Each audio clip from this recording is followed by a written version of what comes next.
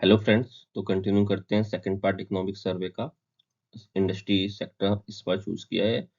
इस बार जो टॉपिक है उसमें कहा है स्टीडी रिकवरी, मींस जो अपना सेक्टर है इंडस्ट्रियल सेक्टर उसमें रिकवरी हो रही है आफ्टर कोरोना। तो ये 2021 में क्या हुआ था, इकोनॉमिक सर्वे में क्या बताया गया था। एक तो ये गति शक्ति के बारे में बताया गया था, how Gati Shakti is important for the industrial development. Then Kavach के बारे में बताया गया था कि किस तरह हेड ऑन कोलिजन को रोकने के लिए ये इंडियन रेलवे ने लाया है। तीसरा, इंडेक्स ऑफ आईपीपी के बताया गया था कि ये 17.4 बढ़ा था year on year basis. Year on year basis का मतलब है कि कोरोना वाले ईयर से इसकी कंपैरिजन की गई थी तो ये इतना बढ़ा हुआ था। अदरवाइज अगर कहा जाए अप्रैल नवंबर 2020 से अगर कंपेयर किया जाए तो ये माइनस में गया था।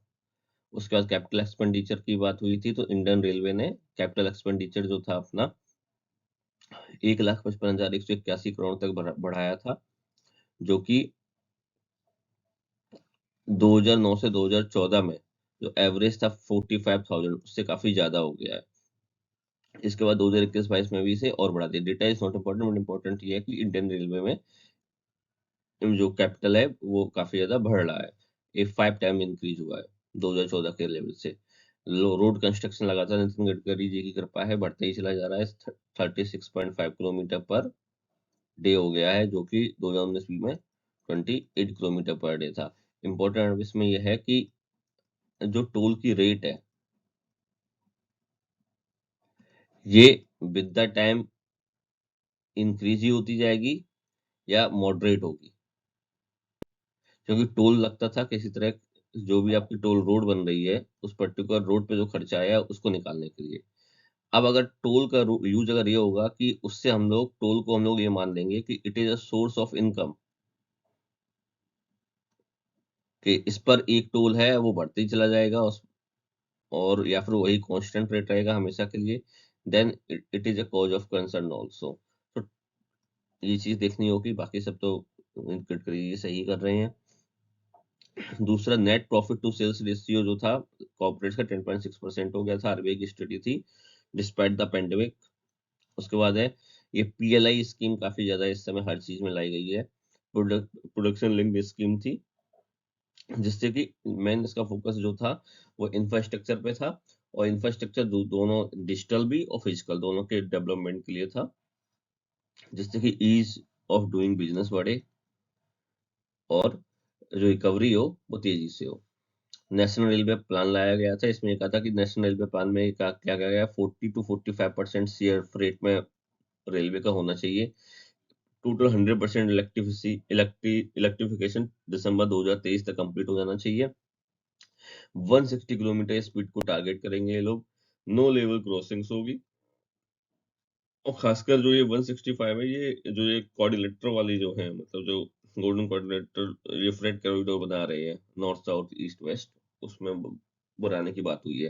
दूसरा, पीएम मित्र भी लाए थे ये लोग, mega integrated textile reason and apparel park, उसके डेवलपमेंट के लिए, टेक्सटाइल के डेवलपमेंट के लिए। अभी रिसेंट में सेविन सेविन टारगेट था कि सेविन हम मित्र जो है पूरे ऑल इंडिया बनाएंगे। तो बीच इसमें जो पंजाब है इसने अपने आप को इससे वापस ले लिया है ड्यू टू फंड इशू। परख की बात हुई थी। परख एक इंडिया का वो इनिशिएटिव है, जो ये जो लेबोरेटरीज और जो टेस्टिंग इंफ्रास्ट्रक्चर है अक्रॉस द कंट्री उसको जीआईएस बेस पे वो कर रहा है। इनिशिएटिव है कि कहाँ का कौन कौन सी टेस्टिंग हो रही है। नेक्स्ट अब आते हैं इस साल के इकोनॉमिक सर्वे पे। देखिए क्या है, इंट्रोडक्टरी रिमार्क्स में हमेशा हर एक वीडियो में दे रहा हूँ, क्योंकि शुरुआत के जो 3 या 4 पेज है दे आर वेरी इंपॉर्टेंट। उनमें कीवर्ड्स होते हैं फॉर योर ऐसे, फॉर वर्ड्स होते हैं जो आपके आंसर्स को काफी अच्छा कर सकते हैं, और फैक्ट होते तो होती है। देखिए, प्राइवेट फाइनल कंजप्शन एक्सपेंडिचर जो है, मतलब एक तरीके से जो रिटेलर या हम लोग जो है एज ए यूजर यूज करते हैं, वो क्या था, as a share of GDP in first 6 months of financial year 23 was highest among all years H1 और H2 since फाइनेंस ईयर 2015 के बाद से अगर हम लोग सारे H1 H2 ले लें, तो प्राइवेट फाइनल कंजप्शन एक्सपेंडिचर था, उसका शेयर जीडीपी में 2023 में सबसे ज्यादा थे। मतलब कि कंजप्शन डिमांड काफी ज्यादा बढ़ रही है। अब देखिए परफॉर्मेंस बिगेन टू बैन, ये तो अच्छा था, लेकिन जो दूसरा हाफ में था वो कम होने लगा। क्यों? क्योंकि एकदम से हाई एंड परसिस्टेंट इन्फ्लेशन आ गई। दूसरा, इंटरेस्ट रेट एडवांस इकोनॉमीज में काफी ज्यादा बढ़ गए। दूसरा इन्होंने ये भी कहा है जो पीएमआई मैन्युफैक्चरिंग है वो बराबर एक्सपेंशन जोन में रहा कि सिंस जुलाई 2021 से 18 महीने तक लगातार मैन्युफैक्चरिंग बढ़ेगी, यानी कि make in India, job organise sector में, ये सारी चीजें इसमें आएंगी। अब इसमें एक टर्म और दिया गया था, पेंटअप डिमांड। पेंटअप डिमांड क्या होती है कि जैसे कोई सडन आपके पास कोई क्राइसिस आ गई, या फिर आप ये कह दिए कि सबड्यूड स्पेंडिंग आप करते रहे, तो आपने क्या हुआ, आपने लेके लिस्ट बना ली, विश लिस्ट, कि हमको ये खरीदना है, ये खरीदना है, ये खरीदना है, और जब आपके पास पैसे है तो आपने एकदम से वो चीज खरीदने लगे। तो क्या हुआ, पेंटअप डिमांड का मतलब sudden increase in demand of durable leisure product और कंज्यूमेबल गुड्स और सर्विसेज। वो आती है कब से, a prolong time of a subdued spending. मतलब जैसे ये मान लो कि आपके पास अभी पैसे नहीं है, तो आपने कहा चलो हम इसी कार से काम चला लेंगे, जब डिस्काउंट आ गया या कम होंगे रुपए पेट्रोल के, तो हम खरीद लेंगे। तो एकदम से ये क्या हुआ, बाद में एकदम से डिमांड इसकी बढ़ गई, तो ये पेंटअप डिमांड होगी। और ये जो प्राइवेट सेक्टर से लीड किया क्या, वर्चुअस इन्वेस्टमेंट साइकिल स्टार्ट हो गया है। वर्चुअस इन्वेस्टमेंट साइकिल का मतलब क्या है कि सारे लोग इन्वेस्ट करेंगे, इन्वेस्टमेंट करेंगे तो प्रोडक्शन बढ़ेगा, प्रोडक्शन बढ़ेगा तो आपकी एम्प्लॉयमेंट बढ़ेगा। तो ये वर्चुअस साइकिल जो इन्वेस्टमेंट का है वो स्टार्ट हो गया है। Emergency credit linked guarantee scheme जो है, उसने क्या किया है, credit demand in for MSME. MSME वालों के लिए क्या था कि ये जो इमरजेंसी क्रेडिट गारंटी स्कीम थी, इससे इनको क्रेडिट में काफी आसानी मिली है। दूसरा, जो लार्ज इंडस्ट्रीज है उन्होंने भी क्या किया है, look to reduce their pace of capital raising from volatile debt and equity market। मतलब अभी तक क्या था कि वो उन्होंने कहा भाई बैंक के पास वापस चलो, जैसे बेच की ओर लुटना बोला, वैसे बैंक की ओर वापस चलो। ये डेब्ट और इक्विटी मार्केट से हम बार बार वो नहीं लेंगे, कैपिटल नहीं लेंगे। वैसे भी जो आईपीओ हैं लगातार फेल हो रहे हैं, कोई भरोसा नहीं है। एफपीआई के ऊपर मतलब डिपेंडेंस ये लोग जो है कम कर रहे हैं। नेक्स्ट आइएगा, कोर इंडस्ट्रीज की परफॉर्मेंस क्या थी। कोल इंडस्ट्रीज जो थी उनकी जो परफॉर्मेंस थी, अगर आप देखें 2020 के बेस पे लेंगे और 2022 के बेस पे लेंगे, तो देखिए इंक्रीज तो हो गई क्योंकि बेस का फर्क है। अब देखिए मैन्युफैक्चरिंग की जो रियल जीबीए ग्रोथ है फाइनेंशियल ईयर 23 में 1.6%। अब इसको कंपेयर किया 2020 से, तो 11% हाइक होगी। जनरली इन सब में इंक्रीज तो हुआ है। देखिए, देखेंगे आप माइनिंग और क्वेरिंग में, देखिए 2022 के भी बेस पे और 2020 के भी बेस पे जो डेवलपमेंट है वो सबसे कम हुआ है माइनिंग क्वेरी में। और दूसरा क्या था आपका, और सब में बेस बढ़ा है। कंस्ट्रक्शन में तो दोनों ही बेस पे काफी अच्छा है। अब देखिए माइनिंग क्वेरिंग में 2.4% और ये 4.4% काफी कम क्यों है, तो इसका मेन रीजन ये था कि माइनिंग क्वेरिंग जो है वो सीजनलिटी पर डिपेंड करती है। सीजनलिटी क्या है बताता हूँ मैं आगे, अभी बताऊंगा। अब ये पढ़ लेते हैं। अब देखिए क्या है, unfolding of private capital investment cycle, ये सबसे इंपॉर्टेंट था। अब इसमें इन्होंने क्या किया है, first decade of new millennium, मतलब 2000 से लेके 2010 के बीच का टाइम, ये टाइम क्या था, बहुत ज्यादा क्रेडिट बूम था। क्रेडिट बूम था तो rising level of investment rate, पैसा आया, पैसे को लगाया। फिर क्या हुआ, सेकंड डिकेड हुआ, उसमें क्या हुआ कि जब क्रेडिट चल रहा था काफी ज्यादा, क्रेडिट होने से क्या हुआ, क्रेडिट बैंक ने ज्यादा दिया, तो बैंक की जो बैलेंस शीट थी, क्रेडिट तो उन्होंने दे दिया खूब, लेकिन जो रिकवरी हुई वो नहीं हो पाई, क्योंकि जो जेस्टेशन पीरियड था वो काफी ज्यादा था, 20 से 30 साल।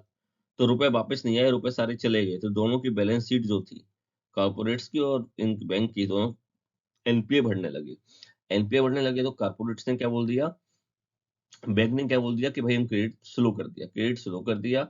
Due to rising NPA. और कॉर्पोरेट्स ने क्या किया, उन्होंने कहा भाई पहले हम अपने जो एग्जिस्टिंग लोन है उनका इंटरेस्ट रिपेमेंट करें या उनको रिपे करें, हम बाद में नए प्रोजेक्ट पे जाएंगे। तो क्या हुआ, धीरे धीरे ये जो वो थी इन्वेस्टमेंट साइकिल था, वो धीरे धीरे कम होने लगा।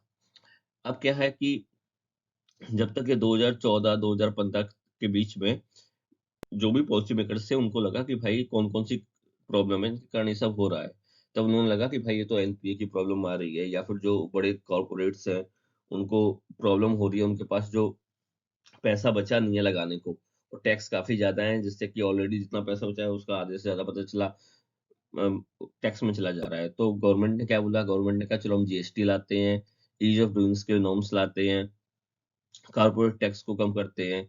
तो इससे क्या हुआ, इनकी ईज ऑफ डूइंग बढ़ी, कारपोरेट टैक्स कम किया, तो उससे क्या हुआ कि मोर इन्वेस्टेबल रिजर्व इनके पास हो गए। मतलब माना कि अगर 100 करोड़ है, कारपोरेट टैक्स 45% था, हमने कर दिया कितना, 30%, तो इनके पास सीधे सीधे 15 करोड़ रुपए एक्स्ट्रा आगे लगाने को।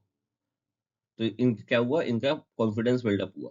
तो तीसरे डिकेड डिकेड में क्या हुआ कि ये जो डीलिवरेजिंग है वो 2018 तक खत्म होगी। मतलब डीलिवरेजिंग का अर्थ ये होता है कि जितना भी कॉर्पोरेट्स के पास डेप्ट था वो उन्होंने धीरे धीरे कम कर दिया, अब वो फिर से इन्वेस्टमेंट साइकिल में जा रहे हैं। और प्लस डिजिटल इंफ्रास्ट्रक्चर भी आया, तो काफी चीजें जो पहले खर्च होता हो जाता था पैसा, वो डिजिटल इंफ्रास्ट्रक्चर से काफी ज्यादा सॉल्व हो गया। जैसे पहले सर्वे करने के लिए आपको मैनुअली करना पड़ेगा, अब क्या है उन्होंने एआई ले आए, पता चला अब चैटबॉट जो अभी आया है उसने अपने आप ही कर दिया। तो इन सबसे इनको फायदा भी हुआ, कॉर्पोरेट परफॉर्मेंस भी अच्छी हुई है, और रिकवरी में जीडीपी में रिकवरी भी हुई है। अब देखिए देखो ये जो था इसमें फिगर आपको दिखेगा, deleveraging deleveraging by private non financial sector में इन्होंने क्या कहा गया है कि ये है आपका परसेंटेज ऑफ जीडीपी। यहाँ तक ये देखिए बढ़ता रहा बढ़ता रहा बढ़ता रहा। 2015-16 में जब ये आईबीसी वगैरह आया, यहाँ पे आईबीसी आया 2016 में आया था, फिर जीएसटी आया,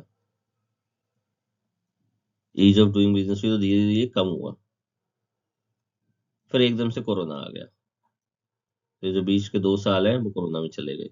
अब ये देखिए फिर से कम हो रहा है। मतलब ये देखिए पहले ये 100 के ऊपर था, 107 110% के करीब था।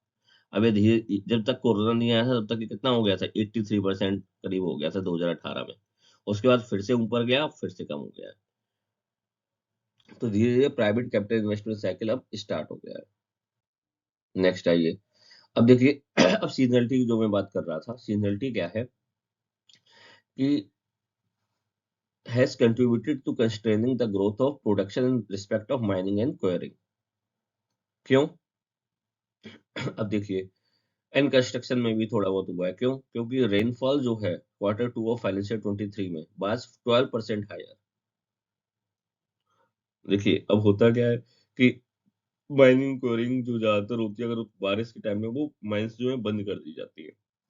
अब अगर बारिश अगर प्रोलॉन्ग टाइम तक होगी और ज्यादा होगी तो क्या होगा, इनका जो प्रोडक्शन आउटपुट होगा वो कम होगा। दूसरा, तो पानी बरसने से क्या हुआ कि टेम्परेचर भी कूल डाउन हुए।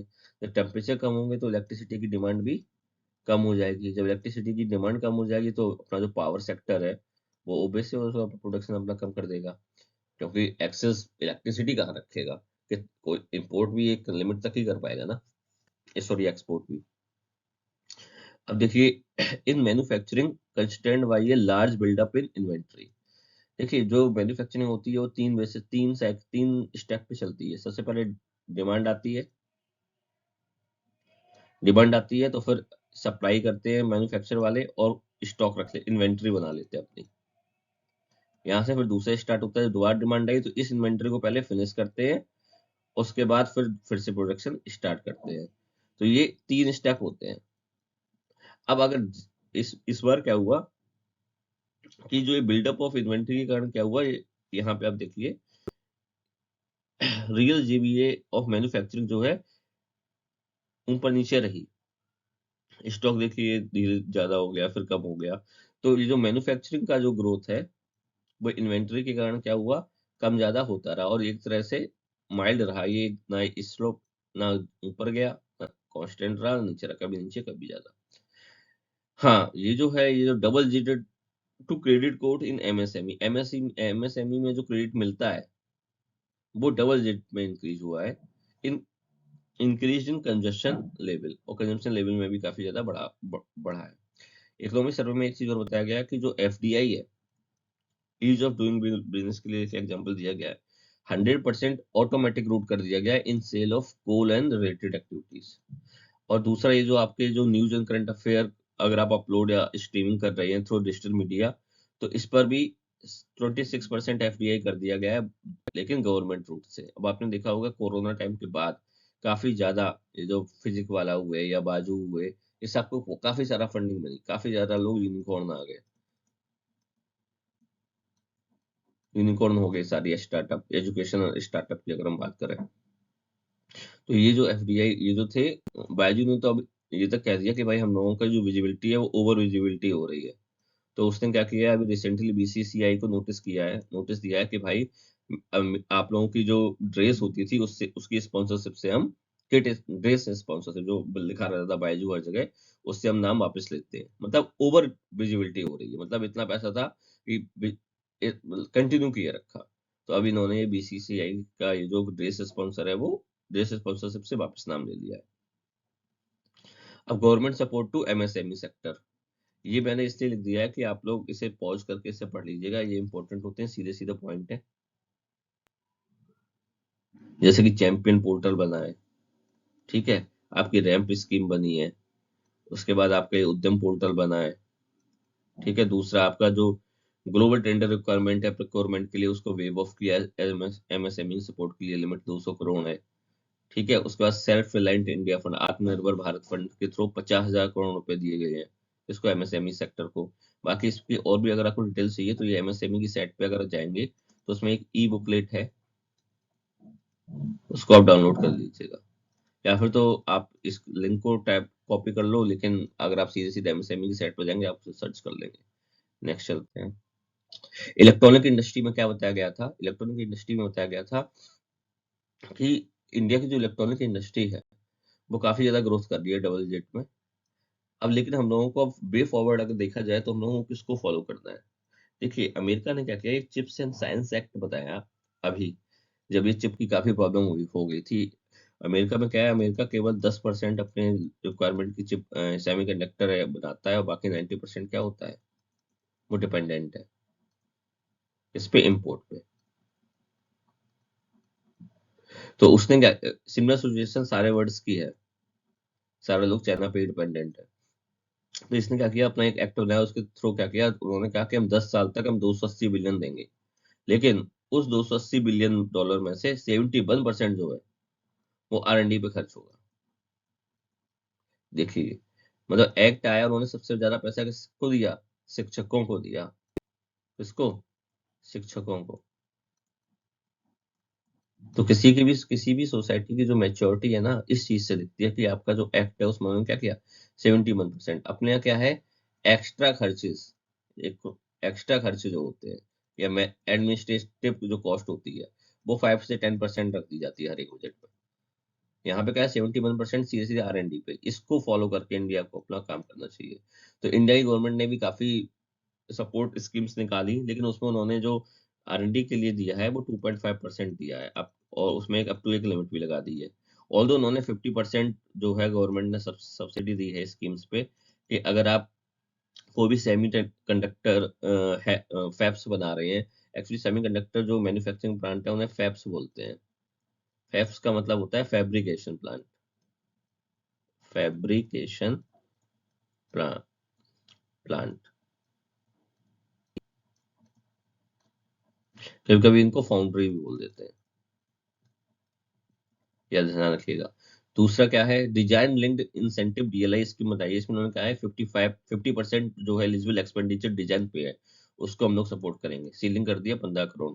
दूसरा, डिप्लॉयमेंट लिंक्ड इंसेंटिव दिया है 4 to 6% of net sales achieved over 5 years, ceiling 30 crore पर एप्लीका। अब इसमें डिप्लॉयमेंट लिंक का मतलब क्या है, कि आप जितना प्रोडक्शन चिप का मार्केट में करोगे, तो आप बताओगे उसमें कितना खर्चा आया, उसका 4 से 6% में एक्स्ट्रा हम आपको मार्जिन और देंगे। मतलब अगर आपका प्रॉफिट 7% है खुद का, तो 4 से 6% हम एक्स्ट्रा रुपए वापस कर देंगे, तो आपका जो प्रॉफिट है अपने आप 5% के करीब और बढ़ जाएगा।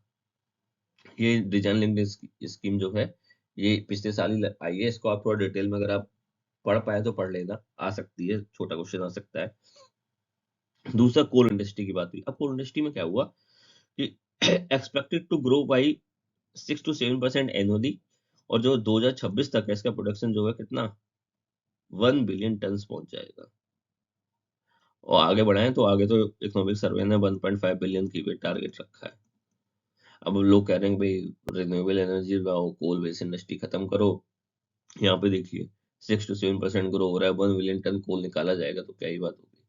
कोल production for financial year 23 is estimated to increase to 911 million, मतलब अगले साल 911 है, फिर उसके 2026 तक 1 बिलियन हो जाएगा। कितने परसेंट हाई हुई है? 17% higher compare to the previous year. अब हुआ क्या कि 2021 में जो था इंटरनेशनल कोल प्राइस जो है काफी ज्यादा बढ़ने लगे। तो ये जो जितने भी पावर सेक्टर के लोग थे उन्होंने कहा कि भाई इंपोर्ट हम अपना कम कर देंगे, क्योंकि इन लोगों के पास स्टॉक था ही, इन्होंने इंपोर्ट करना कम कर दिया। दूसरा गवर्नमेंट का भी एक रूल था कि भाई हम जो है 10% से ज्यादा आप जो है कोल को इंपोर्ट कर नहीं सकते हो, मतलब 5% से ज्यादा, ये एक सीलिंग थी।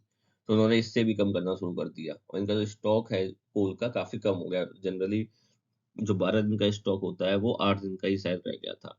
और बीच में काफी ज्यादा देखो ये आ गए थे कि भाई कोयला खत्म होने वाला है, बिजली चली जाएगी, कलयुग आ जाएगा। देखो ये ऐसे ऐसे वो बने थे कार्टून, फिर बजाओ रे थाली चम्मच, कोयले की कमी से बिजली प्लांट बंद होने वाले हैं। ये देखिए बताए, can be generate power using EVM भाई। Power crisis. तो ऐसे ऐसे बहुत अच्छे अच्छे पॉलिटिकल जो है मीम बने थे। अब ये जो शॉर्टेज थी, वापस आते हैं, शॉर्टेज दूर कैसे की कोल की। देखो इन्होंने कहा कि भाई कोल को इंपोर्ट करो, 10% तक कर सकते हो। अर्लियर 4% थी, सॉरी 5% नहीं थी, 4% थी लिमिट। तब इतने आप कर सकते हो, गवर्नमेंट ने बोल दिया। इन्होंने सेक्शन 11 ऑफ इलेक्ट्रिसिटी एक्ट को इन्वोक किया, और ये कहा कि जितने भी डायरेक्ट इंपोर्टेड कोल वेस्ट प्लांट है वो अपनी फुल कैपेसिटी पे चल सकते हैं। तीसरा इन्होंने क्या किया कि अगर जैसे प्राइवेट जनरेटर्स हैं, अगर आप माना कि झारखंड की कोई कोल माइंड है, वो झारखंड में वो एनटीपीसी की जो है, आप उसको ही सप्लाई करो अपना कोल जो पास में हो, दूर वालों को नहीं मत करो। अब होता क्या था पहले, ये एनटीपीसी मानो मानो ले रहा है 100 रुपए में, और ये दे रहे हैं किसी को 150 रुपए में। ट्रांसपोर्टेशन कॉस्ट हटा के इनको नेट में पड़ रहा है 140 का, तो इनको लॉस कितने का हुआ? 40 रुपए का। तो गवर्नमेंट ने कहा वही 40 रुपए हम देंगे। तो ये आपकी इन दो इंडस्ट्री का है। ऑटोमोबाइल सेक्टर में क्या हुआ? ऑटोमोबाइल सेक्टर में क्या हुआ, इंडिया जो है थर्ड ऑटोमोबाइल मार्केट बन, थर्ड लार्जेस्ट ऑटोमोबाइल मार्केट हो गया। जापान को भी पीछे छोड़ दिया, और जर्मनी को भी पीछे छोड़ दिया, किसमें? In terms of sales. अब आप देख रहे हो पेंट अप डिमांड, लोगों ने कार खरीदेंगे खरीदेंगे, अब खरीदेंगे, अब खरीदेंगे, अब खरीदेंगे। और जैसी नई सफारी और नई स्कॉर्पियो आई, और नई वो कौन सी अपनी आई थी एक्सयूवी, महिंद्रा वालों के, खरीद दिए, कर दिए पीछे। ऑटोमोबाइल सेक्टर जो था 7% है टोटल जीडीपी का, और 49% है मैन्युफैक्चरिंग का। 3.5 करोड़ से ज्यादा डायरेक्ट और इनडायरेक्ट एम्प्लॉयमेंट देता है। वही जो ऑटोमोबाइल सेक्टर के ऊपर ही बैठ के मोदी जी चल रहे हैं, या फिर कह दो अपनी जीडीपी चल रही है।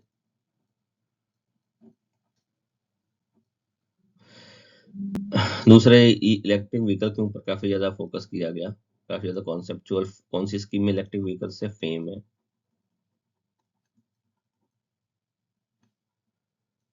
ठीक है।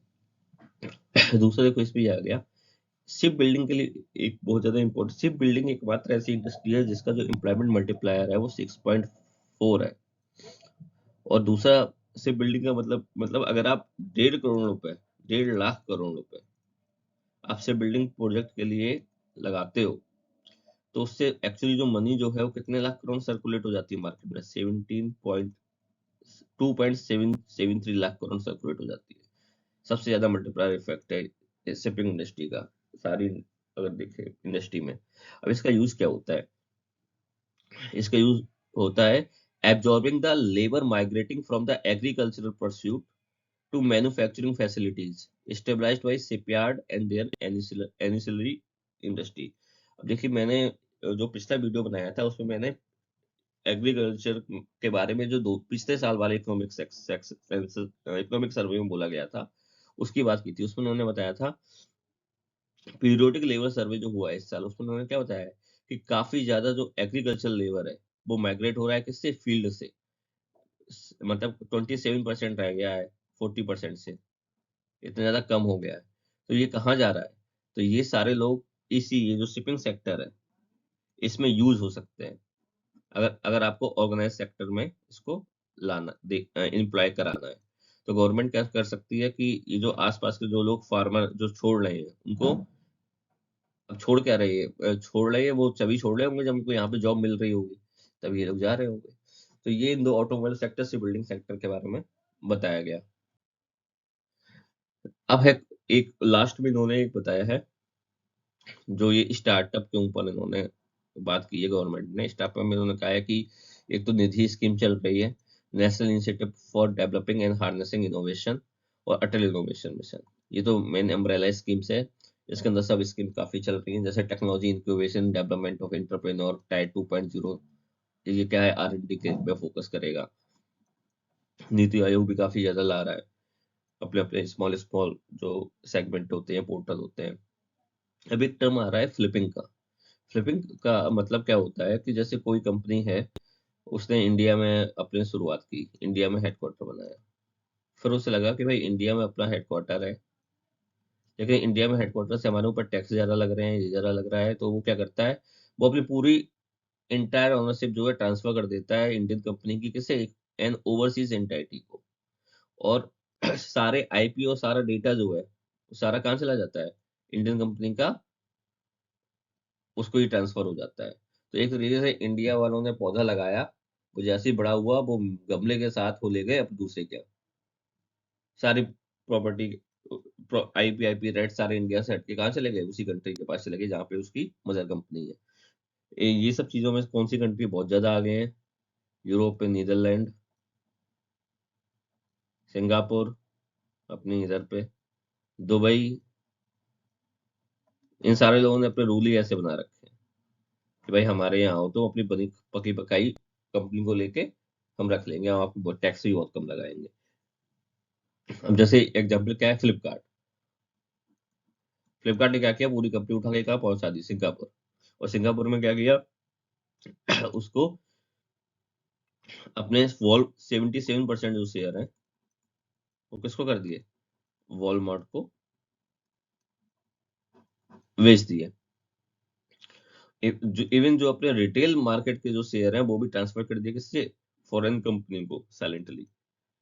अब मे बी अगर इंडिया में 77% शेयर खरीदने ही नहीं देती, पता चला सीपीआई वाले आ जाते, देश बेच रहे हो भाई, ईस्ट इंडिया कंपनी से नाम दे देते वॉलमार्ट की जगह। तो ऐसा, तो फिर क्या होता कि इनको दिक्कत होती। तो ये क्या, वो ये चीज होती है फ्लिपिंग। अब रिवर्स फ्लिपिंग क्या है, अपने ये भैया अपने असनी सरोवर, उन्होंने, उनकी कंपनी क्या है, उन्होंने फ्लिपकार्ट की सब्सिडी दी थी, उन्होंने अपना फ्लिप्ड बैक टू इंडिया, उन्होंने अपना हेडक्वार्टर वापस इंडिया लाए ये लोग, फोन पे वाले। एक्चुअली लोग तो ये कह रहे थे कि इनको इनलिस्ट होना था शेयर मार्केट में, तो ये वापस आए, लेकिन फिर भी एक as a concept reverse flipping इसे कहते हैं। तो ये इंडस्ट्री सेक्टर पे था। आपको और भी कुछ पूछना हो इससे कॉन्सेप्ट, वो आप मुझसे पूछ सकते हैं। Thank you. ये अपने टाटा है, father of Indian industry. Tata Nagar का स्टेशन है पुराना। ब्रह्म से कुछ लिखा भाग्य में मनुज नहीं लाया है, अपना सुख उसने अपने भुजबल से ही पाया है। प्रकृति नहीं डरकर झुकती है कभी भाग्य के बल से, सदा हारती हुए मनुष्य के उद्यम से, श्रम जल से। Thank you, tata, bye bye.